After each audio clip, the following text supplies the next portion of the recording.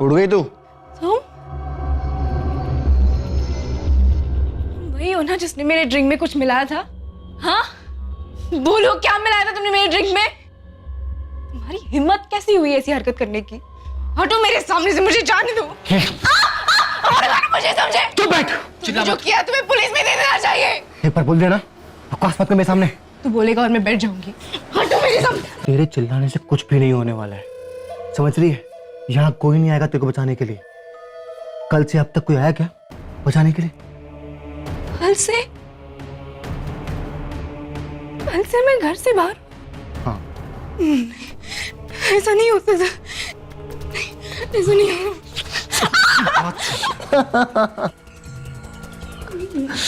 बड़ी आई, मेरी माँ की तबीयत ठीक नहीं। प्लीज नहीं, प्लीज मुझे जाने दो, प्लीज प्लीज नहीं, मुझे जाने दो, प्लीज बचाओ, कोई बचाओ मुझे।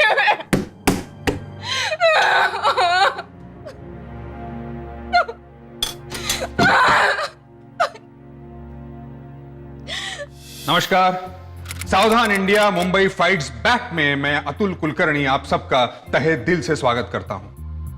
अपराध की आहट कभी कभी इतनी धीमी होती है कि उसकी चपेट में आने वाला ये भांप भी नहीं पाता कि उसका शिकार होने वाला है।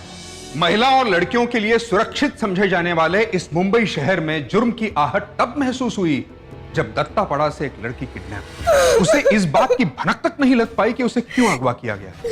आखिर ये किडनैपर कौन था जिसने उस लड़की को अपनी साजिश का शिकार बनाया था? उसका मकसद क्या था, वजह क्या थी?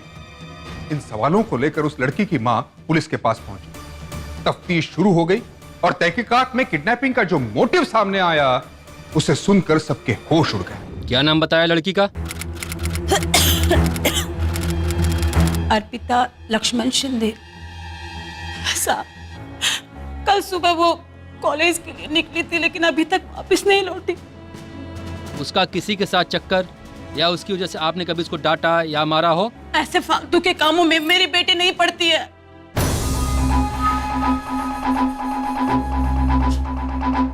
क्या हुआ? साहब, मेरी बेटी कल कॉलेज गई थी, अभी तक वापस नहीं लौटी। शिरके, इनकी कंप्लेंट लिख लो। जी साहब।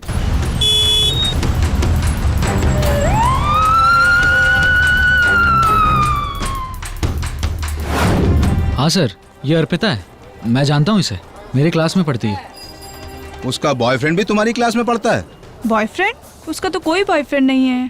खैर, फिर भी अगर अर्पिता आप लोगों से कांटेक्ट करे या उसकी कोई भी खबर आपको मिले तो मुझे चौकी में आकर इन्फॉर्म कीजिएगा।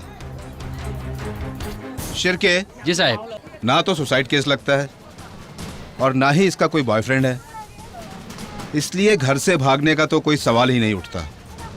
फिर आखिर ये लड़की गई कहाँ?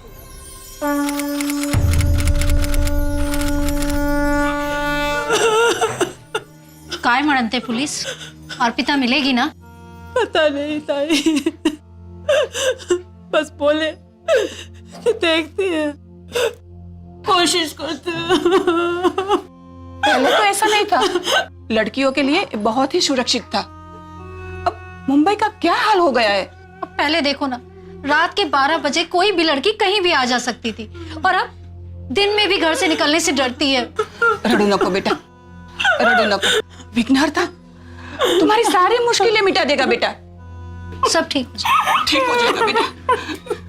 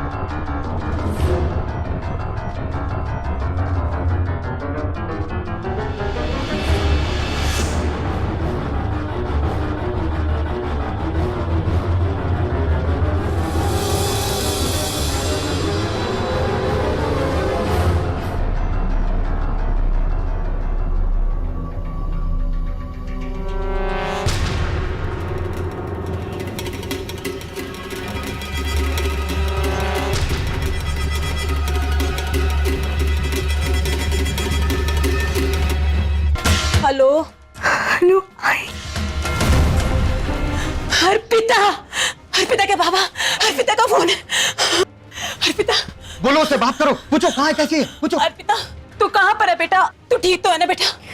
आई। अर्पिता तुम डर मत बेटा, हम लोगों ने ना पुलिस कंप्लेन कर दी है। तू बता बस, तू कहाँ है अर्पिता?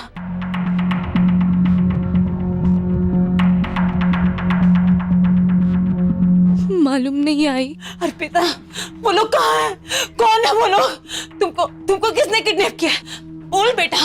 आई आप वो नैतिक को जानते हैं ना? नैतिक? अर्पिता, अर्पिता दो मुझे, दो मुझे। एक मिनट रुको। अर्पिता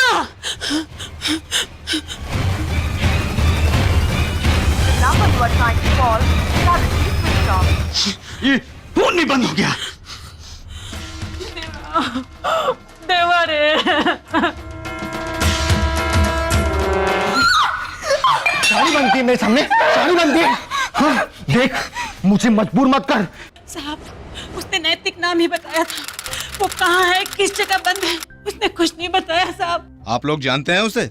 नहीं साहब, हम लोग नहीं जानते उसे। एक बात बताइए, उसने जो फोन किया था अर्पिता ने आपको, तो उसने ये बताया था कि वो मुंबई से बोल रही है या कहीं बाहर से? साहब उसने कुछ नहीं बोला, सिर्फ नैतिक का ही नाम लिया था। शिर्के जी सर। इनसे वो मोबाइल नंबर ले लो जिससे अर्पिता ने इनको फोन किया था, और ट्रेस करो वो नंबर की फोन किस लोकेशन से आया था। ठीक है? अब आप लोग भी घर जाइए। जैसे ही हमें अर्पिता या नैतिक की कोई खबर मिलती है, मैं आप लोगों को इन्फॉर्म करता हूँ। जी साहब।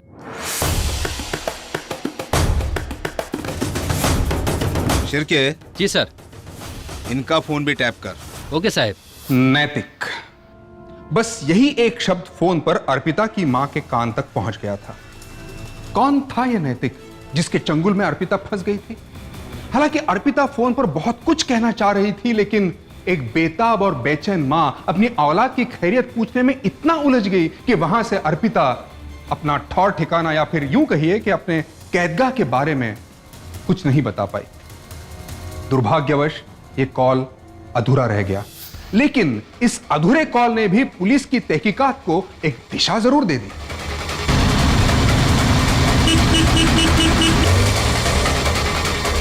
ना तो मैं अर्पिता को जानता हूं, ना ही नैतिक को। सर मैं राजेश वैद्य हूं। शिर्के। जी सर। अरेस्ट कर इसको। एक मिनट सर। चल। एक मिनट। ये मेरा लाइसेंस है।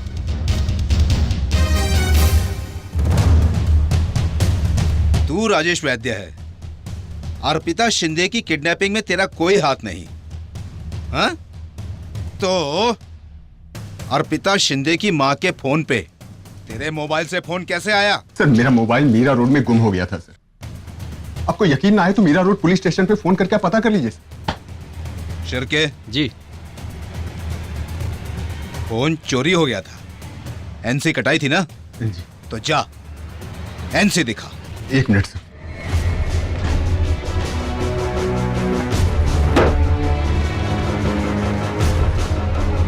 जल्दी ला, जल्दी।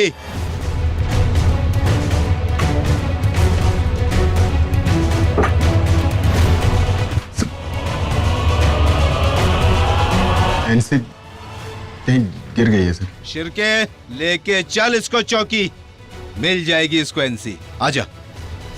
सर ये सही कह रहा है। मैंने मीरा रोड पुलिस स्टेशन में फोन करके पता किया है कि इसने कंप्लेन लॉन्च करके एनसी करवाई थी।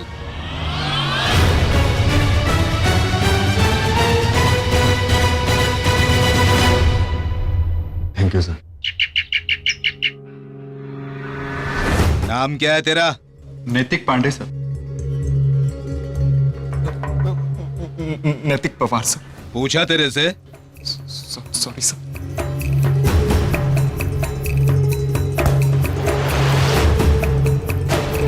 नैतिक शर्मा। सर ये दोनों अर्पिता के कॉलेज में पढ़ते हैं और वो अर्पिता के एरिया में रहता है। सर लेकिन हम अर्पिता को नहीं जानते। तू इन दोनों का वकील है क्या? है? तू ही बोलेगा, ये कुछ नहीं बोलेंगे क्या? नहीं सर, वो हम लोग एक ही क्लास में है ना, इसलिए कह रहा था सर।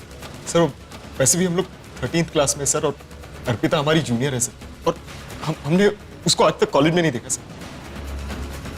सर मैं शास्त्री नगर में रहता हूँ, दत्तापाड़ा के पास में है, पर मैं अर्पिता को नहीं जानता।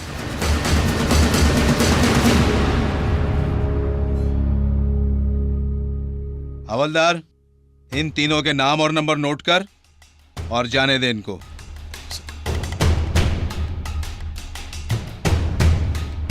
शिरके। जी सर। ये लड़के लगते तो शरीफ हैं, पर आजकल शरीफ लोगों का भी कोई भरोसा नहीं है। नजर रख इन पर।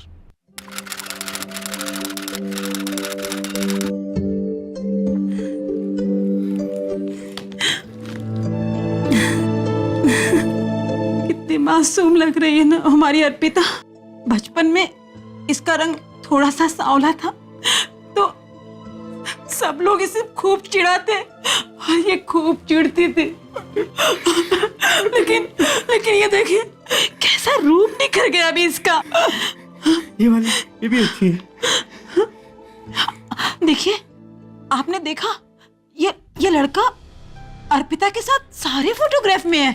यहाँ पे यहाँ पे यहाँ पे, ये देखिए यहाँ। अच्छा इसका नाम भी तो नैतिक ही है ना? नैतिक साहब 3 साल पहले ही हम लोग दत्तापाड़ा में आए हैं और उससे पहले हम लोग रावलबाड़ी रहा करते थे। साहब वहाँ पर नैतिक नाम का एक लड़का था। कभी गणपति या गोविंदा में एरिया के सारे बच्चे शामिल होकर जश्न मनाते थे तो वो भी उसमें आ जाया करता था। लेकिन साहब वो तो अभी बहुत बड़ा हो गया होगा। साहब देखिए ना, ये देखिए यहाँ, ये यहाँ पे साहब, ये देखिए। हो सकता है ये नैतिक अभी भी वहीं रहता हो, बड़ा हो गया होगा, पर शायद वहां मिल जाए।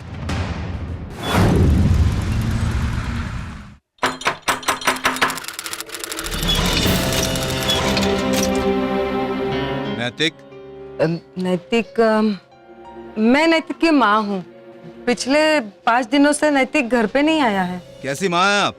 आपका बेटा पिछले 5 दिनों से घर पर नहीं आया और आपको कोई फिक्र ही नहीं है? ऐसी बात नहीं है। क्या है ना कि वो पहली बार थोड़ी ना ऐसा हो रहा है। नैतिक तो कई बार बिना बताए बाहर गांव चला जाता है। उसका काम ही ऐसा है ना।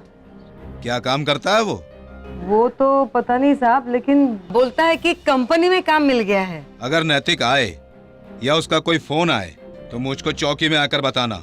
चौकी में? क्या बात है, सब ठीक तो है ना? जानते हो इसे? काम क्या करता है ये तो नैतिक है। नैतिक वो जो नाके पर रवि रहता है ना, वो नैतिक का सबसे अच्छा दोस्त है। समझ लो जब भी नैतिक मुंबई आता है या मुंबई में रहता है तो ये रवि उससे मिलता ही है। ये रवि कहाँ मिलेगा? इतनी कोशिश के बाद पुलिस के हाथ पहली बार एक महत्वपूर्ण सुराग लगा था। नैतिक तक पहुंचने की हर कोशिश पुलिस कर रही थी, हर कड़ी को जोड़ने का प्रयास जारी था। लेकिन एक रहस्य था जो हर बीतते दिन के साथ और भी गहरा होता जा रहा था। कोई यह समझ नहीं पा रहा था कि आखिर क्यों नैतिक ने अर्पिता को किडनैप किया था। आमतौर पर ऐसे केसेस में किडनैपर रैंसम की मांग करता है, लेकिन आश्चर्य की बात यह थी कि इतने दिनों के बाद भी नैतिक ने फिरौती की रकम नहीं मांगी थी। एक रहस्य और था, क्या उसका सबसे अच्छा दोस्त रवि भी उसके साथ इस साजिश में शामिल था? नैतिक मेरा दोस्त है साहब। माँ कसम पिछले 10 दिन से नहीं मिला। मालूम नहीं साहब कहाँ गया वो। अपन को नहीं मालूम साहब। उसने कोई लंबा हाथ मारा है क्या साहब? तभी आप लोग उसे ढूंढ रहे हो। बात सुन, अगर वो तेरे को मिले या फोन करे ना तेरे को, सीधा पुलिस चौकी में आके मेरे को बताने का, समझा? ठीक है साहब। चल निकल ले यहाँ से। शिर्के। जी सर। इसका फोन ट्रेस कर, लक्ष ठेव याच्यावर। ओके साहब।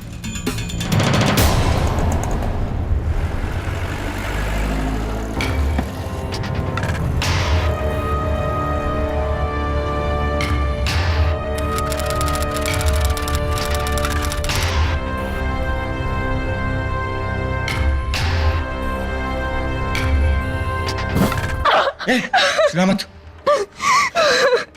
देख, रोती रहती है, चिल्लाती रहेगी। नैतिक जैसे बार बार अपनी जगह बदल रहा था, वैसे ही पल पल उसका रूप भी बदल रहा था। अब ऐसे शख्स के चुंगल में फंसी अर्पिता पर क्या गुजर रही होगी हम सोच भी नहीं सकते हैं। एक तरफ पुलिस नैतिक पर धीरे धीरे अपना शिकंजा कसे जा रही थी और दूसरी तरफ नैतिक उनसे एक कदम आगे चल रहा था और वो वैसे ही हमेशा उनसे आगे चलना चाहता था, फिर उसके लिए उसे चाहे कुछ भी ना क्यों करना पड़े। शुरुआत में तो पुलिस को चकमा देने में वो कामयाब रहा और उसे अब लगने लगा था कि वो हमेशा के लिए पुलिस की आंखों में धूल झोंक सकता है। हेलो नैतिक, कहाँ है तू? अरे मत पूछ यार, दिमाग खराब कर दिया इस लड़की ने मेरा। अबे पुलिस ढूंढ रही है तेरे को, मेरे पास भी आई थी तेरे बारे में पूछने को। हाँ जानता हूँ रे, तू फिक्र मत कर। अब तक पुलिस पकड़ पाई है क्या? जो अब पकड़ेगी। बस तू सिर्फ एक काम करना कि मुझे कभी भी फ़ोन मत लगाना, सिर्फ मैं फ़ोन करूँगा सामने से, समझा? समझ गया। हाँ ठीक है चल।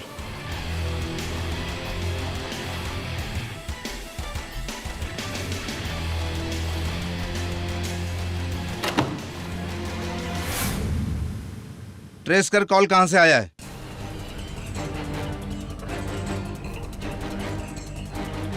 मीरा रोड से फोन आया था। शिरके जी सर। जल्दी टीम तैयार कर, बहुत शातिर है ये।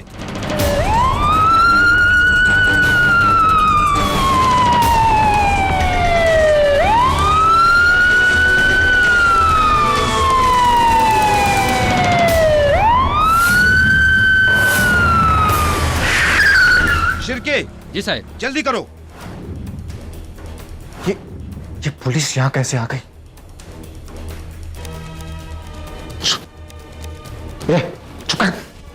चुप नाटक करते रहते। ये कौन से रूम में रुके हुए हैं? सर ये जो तस्वीरें आप दिखा रहे हैं सर, इन दोनों को तो यहाँ नहीं देखा है सर। चुपचाप चलती रहे, किसी तरह की हरकत मत करना।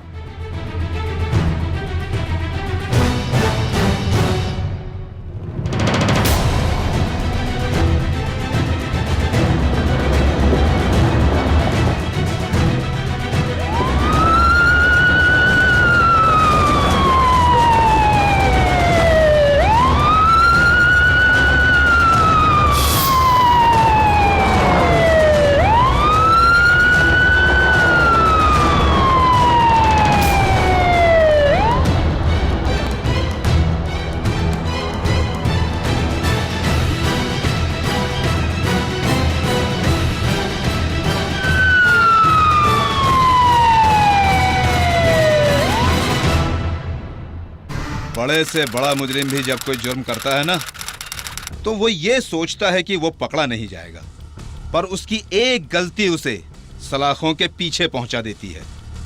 अब देखना ये है कि ये वो गलती कब करता है।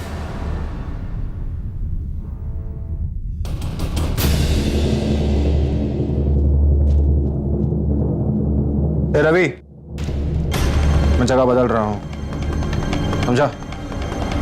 चल।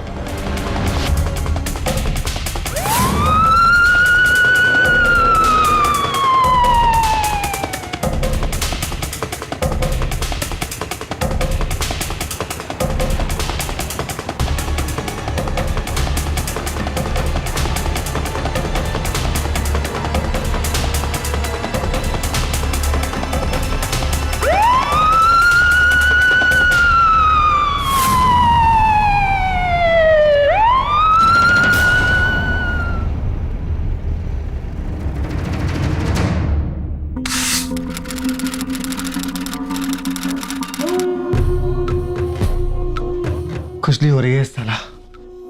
थक गई हूं मैं भाग भाग के, अब मार डाल दे मुझे लेकिन मैं और नहीं चल सकती।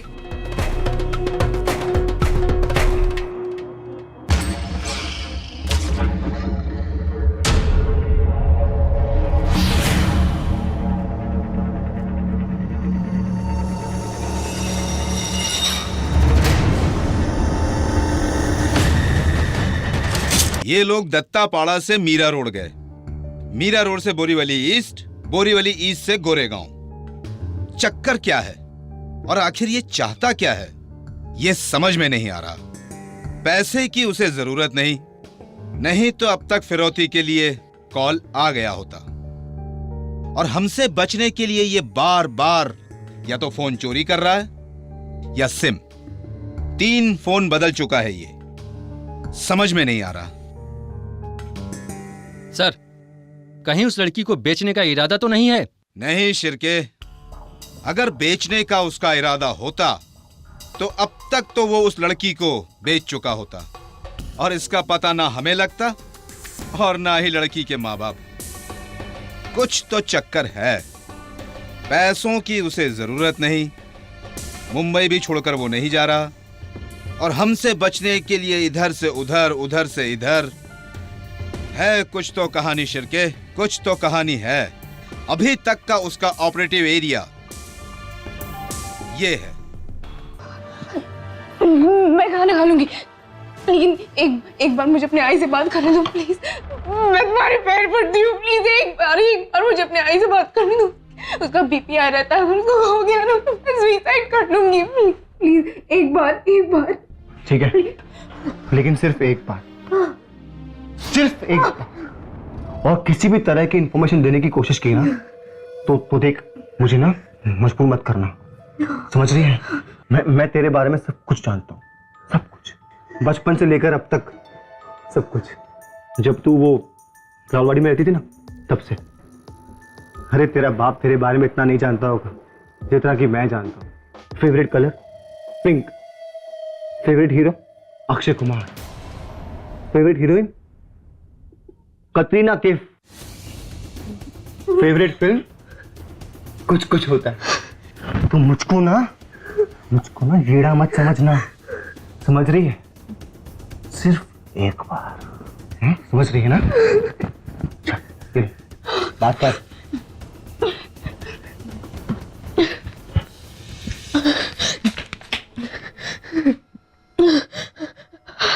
हेलो आई।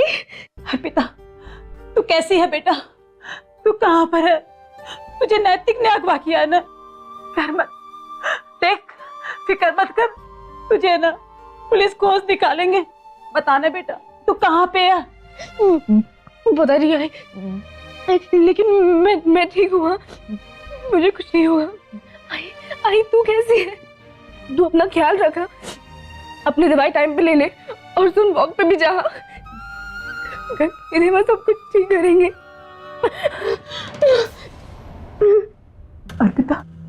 अर्पिता, हेलो। क्या? हाँ? पूरी राम कहानी सुनाएगी क्या? हाँ? दिमाग खराब हो गया क्या?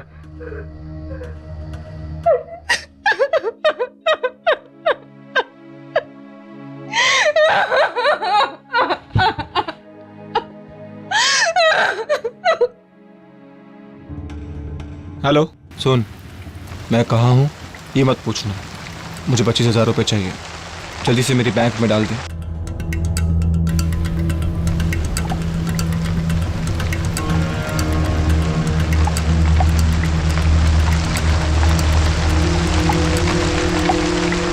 शिरके, अगर इसको 25,000 रुपए मिल गए तो ये मुंबई जरूर छोड़ेगा। गोरेगांव से ये आया सांता क्रूज, अब इसको मुंबई छोड़ने के लिए सांता क्रूज से कुर्ला टर्मिनल दूर पड़ेगा, और ये है लोअर परेल बस डिपो, यहां भी ये नहीं जाएगा। और सायन शिरके, ये बांद्रा टर्मिनल से ही मुंबई छोड़ेगा। 25,000। सर, अगर उसे पैसे मिल गए तो सिटी जरूर छोड़ेगा। सर, उसने पैसे निकाल लिए हैं बांद्रा ईस्ट के नेशनल बैंक के एटीएम से। शिरके, जी साहब। बांद्रा पुलिस को इन्फॉर्म करो, पिछले दिनों जितने मोबाइल चोरी हुए हैं उन सबको टैप करें। मुझे अब वो बांद्रा में ही मिलेगा।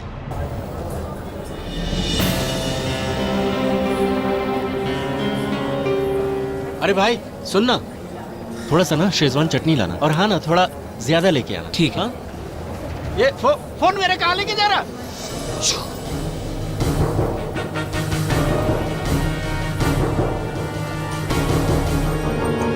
हाँ, मैं बोलता है काम हो जाएगा ना। देख, मेरे को गड़बड़ नहीं मांगता है, समझा? तेरे को पैसा बराबर दे रहा हूँ मैं, मेरा काम एकदम बराबर से होना चाहिए। मैं कच्चा काम नहीं करता हूँ। सारा इंतजाम रेडी है, तुम टाइम पर पहुँच जाना। और देखो, अगर तुम टाइम पर नहीं पहुँचे तो कुछ भी लफड़ा हो सकता है। हाँ ठीक है ठीक है। पका मत, रखता हूँ।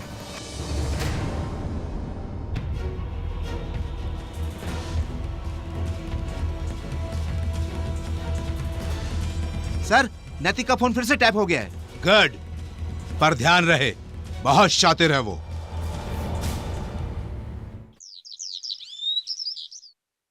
Happy birthday to you, happy birthday to you, happy birthday, happy birthday, happy birthday to you. बताओ, देखा कितनी अच्छी इंग्लिश बोलता हूँ मैं, है ना? मुझे कैसे पता कि आज मेरा बर्थडे है? अरे तेरे को कहा था ना कि तेरे बाप से कहीं ज्यादा तेरे बारे में जानता हूं मैं। चल देख, मैं तेरे लिए केक लाया हूं, फूल लाया हूं और गिफ्ट भी लाया हूं, क्योंकि आज तू 18 साल की हो गई है। सो खोल के देख, तेरा मनपसंद कलर है इसके अंदर। देखना, देखना।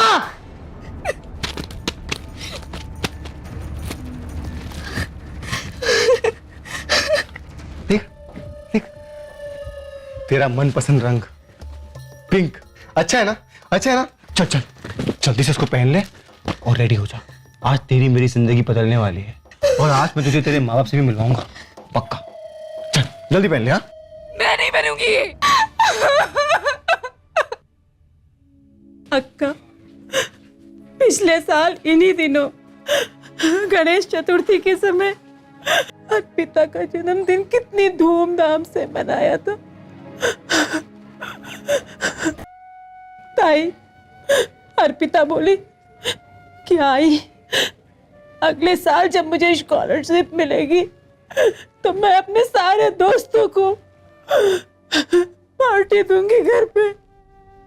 पता नहीं वो नैतिक के चुंगल से बच भी पाएगी या नहीं। सालगिरह दरअसल यादों को फिर से जीने का वक्त होता है और हमें लोगों की याद तब ज्यादा आती है जब वो हमारे साथ नहीं होते हैं या फिर हमसे दूर चले जाते हैं।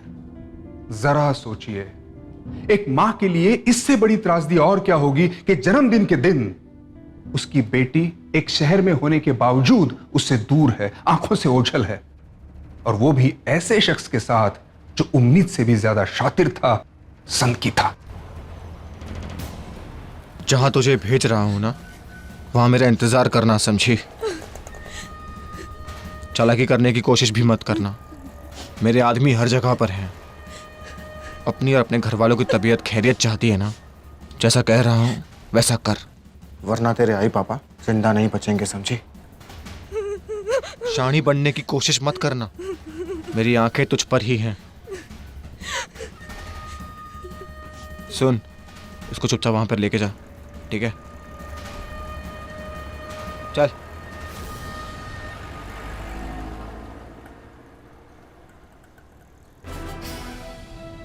नहीं, तू कभी समझ ही नहीं पाई कि मैं क्या चाहता हूं।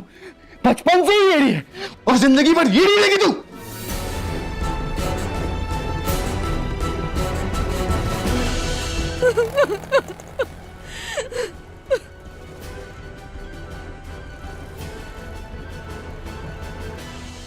चल उतर।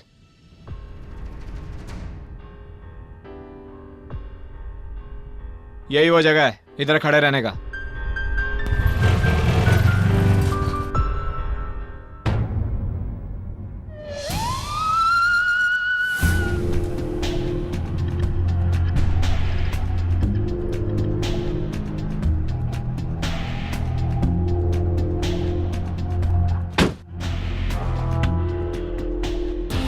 साहिब, तो आलेला है और वो लड़की अर्पिता उसके साथ नहीं है साहिब।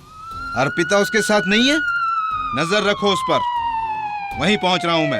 हाँ, मैं उस पर ध्यान रखता हूं। तेज चलाओ। इसी दिन का मुझे इंतजार था। नाटक मत कर, समझी? यहाँ क्या है? भाई शपथ, तुझे यहीं मार दूंगा मैं। अगर तू मेरी नहीं हो पाई ना तो किसी की होने नहीं दूंगा तुझे। चल चल।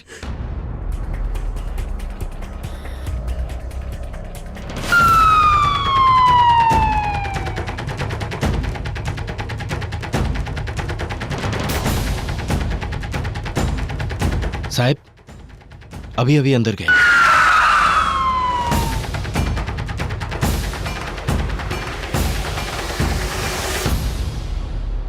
ये यहाँ पर साइन कर दीजिए।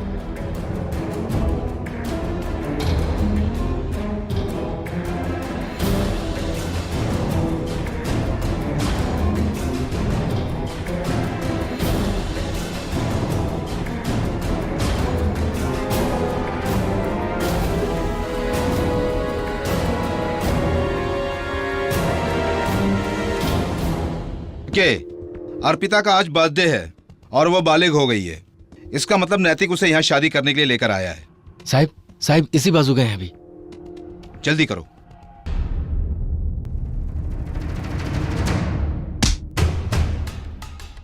इंस्पेक्टर शिंदे, पकड़ो उसको, लड़की को संभालो। रुक।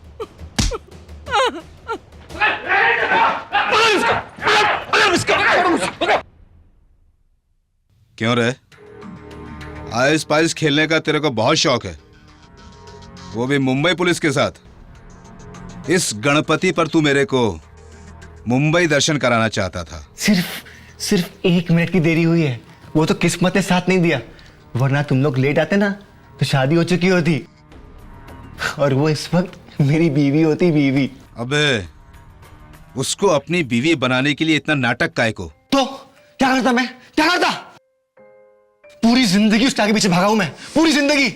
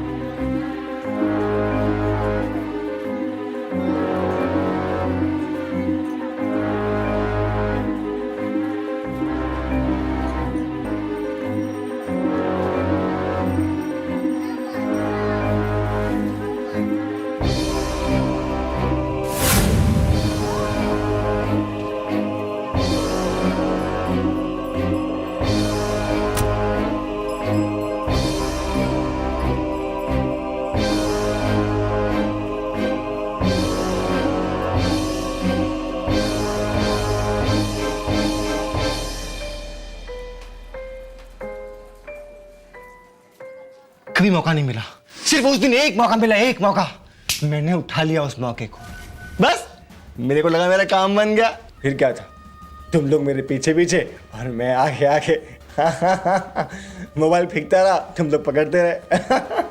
और तुझे लगा कि मोबाइल बदल बदल कर और जगह बदल बदल कर तू मुझे चूना लगा लेगा? हाँ, लेकिन तू जितना शातिर है ना और जितना बड़ा तू चोर है, ये आखिरी मोबाइल की चोरी ही तेरे को फंसा गई।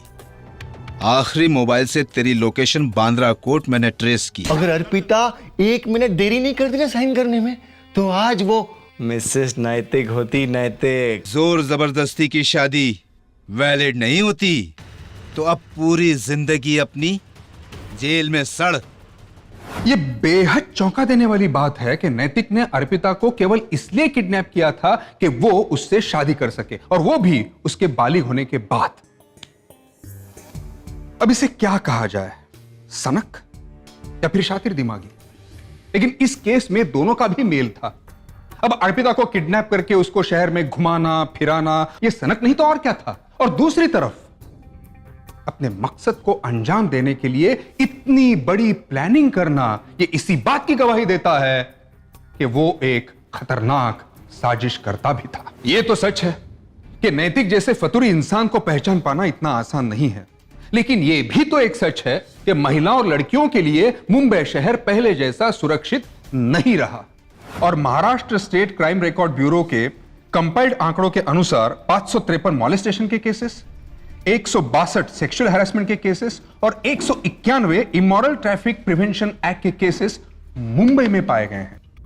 हकीकत तो यह है कि महिलाओं के साथ होने वाले ज्यादातर अपराधों में किसी जान पहचान वाले का ही हाथ सामने आता है। मैं जानता हूं कि यह बात बेहद दुखद है, लेकिन सच्चाई से मुंह नहीं फेरा जा सकता, और इसीलिए अपने भरोसे को लापरवाही की भेंट ना चढ़ने दें। याद रखिए। आज के लिए बस इतना ही, अगले हफ्ते फिर मिलेंगे। तब तक सतर्क रहिए, सावधान रहिए और देखते रहिए सावधान इंडिया मुंबई फाइट्स